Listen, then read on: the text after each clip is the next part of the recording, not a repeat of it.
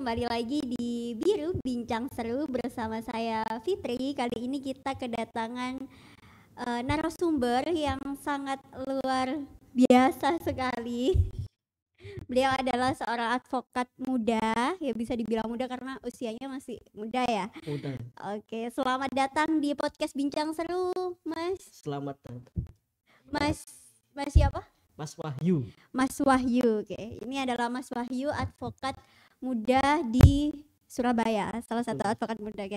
Selama ini saya nggak tahu loh kalau namanya tuh Mas Wahyu. Iya, sering disebutnya kalau di universitas dulu tuh Ateng.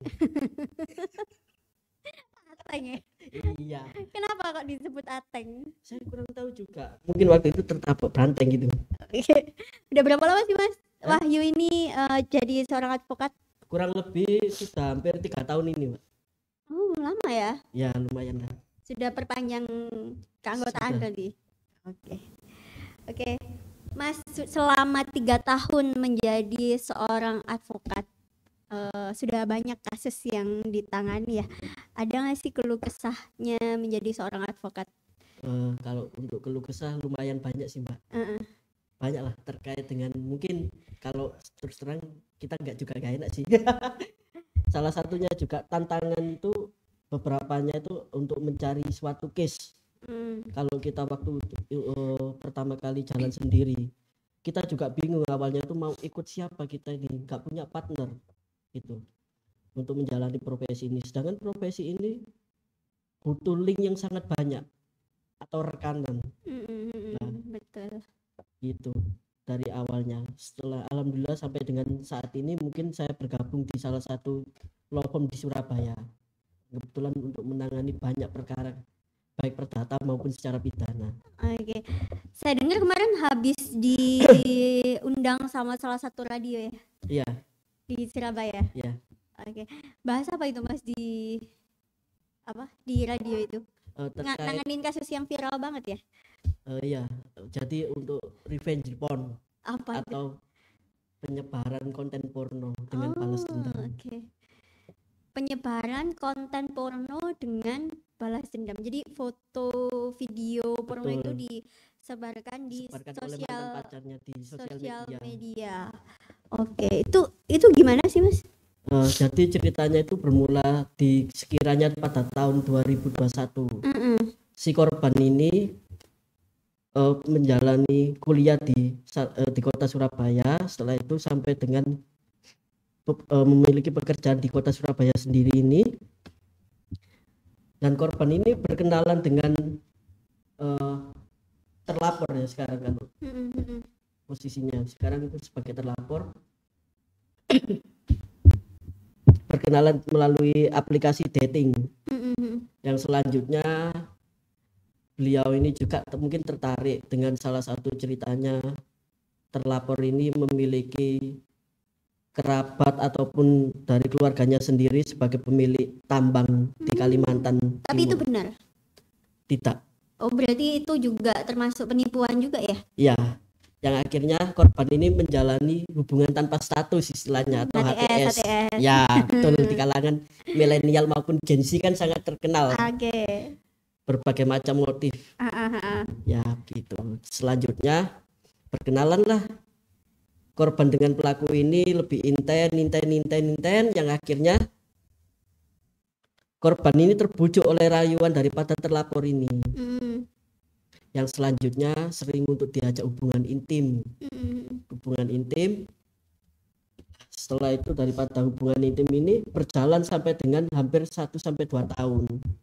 Yang selanjutnya membuat korban ini muak dengan tingkah laku yang diperoleh dari terlapor ini.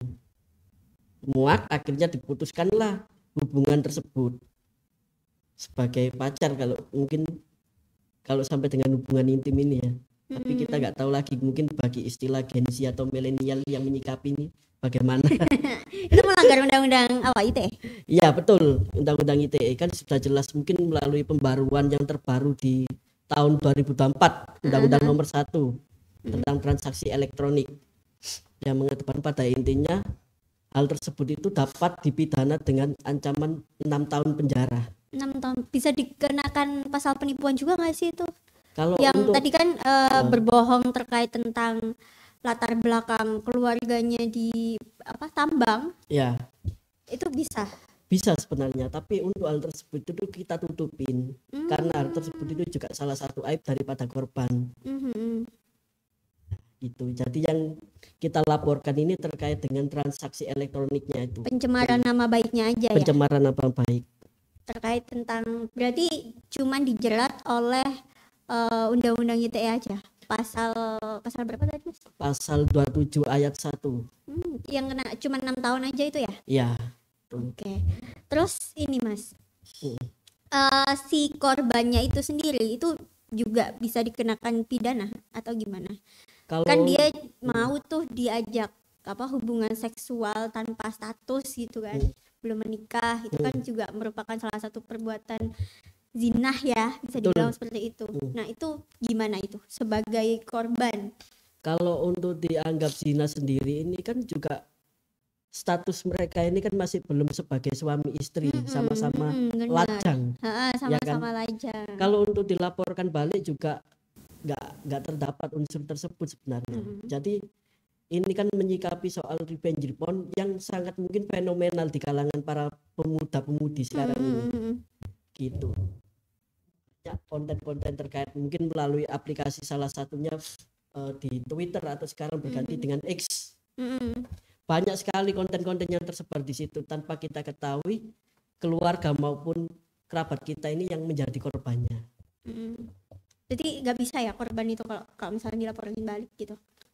Kalau menurut saya sih nggak bisa. Nggak bisa ya, meskipun dengan tuduhan apa zina dan lain sebagainya itu tidak bisa. Jadi yang bisa dilaporkan itu hanya si pelaku saja. Iya. Dengan undang-undang ITE itu tadi. Betul sekali. Terus sekarang perkembangannya gimana, Mas? Kalau untuk perkembangan, alhamdulillah sekarang sudah memasuki di tahap persidangan. Kalau saya dengar yang kemarin sudah sampai dengan dakwaan. Alhamdulillah kita juga ingin proses tersebut ini berjalan dengan lancar. Korban juga mendapatkan pendampingan secara maksimal karena korban sendiri ini waktu terkait dengan penyebaran konten itu sempat ingin pulang di salah satu daerah asalnya karena di sini juga sebagai mahasiswa maupun pekerja di daerah asalnya, karena merasa beliau ini stres korban ini, yang mana korban ini waktu perjalanan pulang ke daerah asalnya ingin loncat dari kereta api karena menaiki kereta api. Kena psikisnya ya? Iya betul Mbak Fitri, psikisnya terkena, akhirnya mengakibatkan ya intinya pada intinya itu korban ini merasa hidupnya itu sudah tidak berguna lagi, terganggu psikisnya. Nah itu memangnya waktu melakukan hubungan intim kan itu tadi foto video disebarkan, itu apa memang harus di video atau gimana? Dia nyebarinnya pakai foto video yang jadi ya? intinya modus operandi daripada terlapor ini membuat salah satu akun di media sosial terutama di Instagram dengan foto maupun video tampilan daripada milik korban. Dan di situ waktu kita melaporkan saja media sosial tersebut itu masih aktif dan masih sering upload 1 sampai dengan 2 foto dan video itu. Padahal itu sudah ada surat pemanggilannya. Sudah ya. Terus? Dan sempat juga terhenti laporan kita di Polda Jatim karena waktu itu laporan kita ini sebenarnya mau ditolak karena alamat dari KTP korban ini berada di daerah asalnya. Nggak bisa ya itu? Iya awalnya seperti itu. Terus alhamdulillahnya ternyata si korban ini juga memiliki salah satu domisili di kota Surabaya. Yang akhirnya hal tersebut itu juga menjadi atensi daripada unit perlindungan perempuan di Polda Jatim. Itu. Baru bisa. Oh berarti kalau misal KTP-nya bukan di Surabaya itu nggak bisa dilindungi di Surabaya ya? Harus dilindungi di kota asalnya sana? Ya. Harus ada domisili di Surabaya dulu? Ini yang gimana? Menarik Mbak Fitri. Jadi kalau menurut hemat saya itu seharusnya kepastian hukum ini harus tetap berjalan bagi diperuntukkan untuk korban. Karena bagaimanapun juga korban ini sebagai perempuan adalah makhluk yang lemah, yang pertama kalau secara sosiologisnya. Iya benar. Kan gitu, yang wajib dilindungi. Dan ini juga menjadi pelajaran bagi teman-teman ataupun rekan-rekan yang lainnya agar juga berhati-hati dengan siapapun itu, orang yang baru dikenal baik melalui media sosial ataupun ya bertemu secara langsung di tempat umum, juga lebih berhati-hati lagi. Oke. Jadi seharusnya kalau nggak berdomisili di Surabaya pun harusnya bisa dilindungi ya? Kalau dilindungi juga harus lah, karena yang menjadi lokus deliktinya itu di kota Surabaya ini. Harus sesuai dengan kotanya, domisilinya berada gitu betul. Ya. Berarti kalau dia bukan domisili di sini, minta perlindungan di sininya nggak bisa. Harus minta perlindungan di kota domisili dia berada gitu ya. Itu kalau dari pihak kepolisian memang seperti itu kemarin, tapi bagaimanapun juga lokus delikti maupun tempus deliktinya itu di kota ini. Bagaimanapun juga laporan itu harus tetap berjalan yang seharusnya, karena bagaimanapun juga pada intinya itu perempuan wajiblah dilindungi. Karena menjadi korban revenge porn ini sangat berbahaya. Dan dampak banyak psikisnya luar biasa Mbak Fitri. Dan sekarang banyak banget loh korban-korban pelecehan seksual seperti itu, penyebaran data pribadi seperti itu kan sekarang sudah mulai banyak dating APPS ya. Betul. Dan banyak orang-orang yang berkenalan di dating APPS tersebut, terus kemudian bertemu dan terjadilah ada penipuan-penipuan seperti itu dan berujung pencemaran nama baik, penyebaran data pribadi, terus kemudian penyebaran foto video yang yang pernah mereka lakukan dan lain sebagainya. Karena apa ya, wanita itu kan sekarang ya benar yang dikatakan sama Mas Wahyu tadi, bahwa wanita itu lemah. Jadi kalau dikasih kata-kata rayuan sedikit sudah meleot gitu kan. Gitu. Contohnya, aku sayang kamu, nanti aku nikahin lah. Dijanjiin. Apalagi dengan diberikan latar belakang bekerja di tambang, keluarganya memiliki perusahaan tambang, siapa coba wanita yang nggak mau ya? Iya betul sekali. Pasti kan wanita itu ingin mendapatkan kehidupan yang layak setelah menikah. Jadi pesan dong buat love friends biar nggak terjadi seperti itu, gimana? Kalau untuk pesan, lebih menjaga imannya masing-masing sesuai dengan keyakinan. Terus yang kedua, lebih berhati-hati lagi terkait dengan orang yang baru dikenal.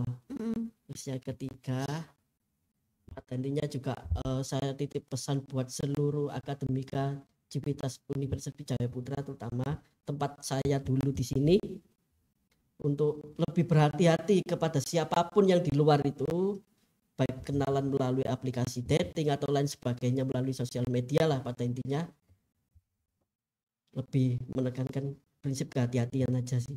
Oke. Ini salah satu alumni dari Universitas Wijayaputra nih, Fakultas Hukum ya Mas ya. Betul. Oke, Mas Wahyu, seru sekali perbincangan kita hari ini ya. Semoga kita nanti bisa sharing-sharing lagi dengan pembahasan yang lain. Mungkin nanti Mas Wahyu menangani kasus lagi yang lain yang mungkin viral. Ini juga salah satu kasus yang viral ya, sampai diundang di salah satu radio di Surabaya. Bulan apa itu Mas? Bulan apa? Kurang lebihnya di bulan November 2024 lalu. Oh, ini kasusnya sejak bulan apa? Kasusnya dari Agustus sebenarnya Mbak Fitri. Agustus ya? Iya. Oke. Itu tuntutannya kemarin tetap 6 tahun itu, sesuai dengan peraturan perundang-undangannya. Oke, semoga si korban mendapatkan keadilan yang seadil-adilnya dan pelaku juga dihukum seadil-adilnya gitu ya. Itu yang diharapkan oleh Mas Wahyu sebagai advokat dari si korban ya. Iya. Oke. Terima kasih banyak Mas Wahyu atas waktunya. Semoga kita nanti bisa bincang-bincang seru lagi. Oke. Bye bye lah friends.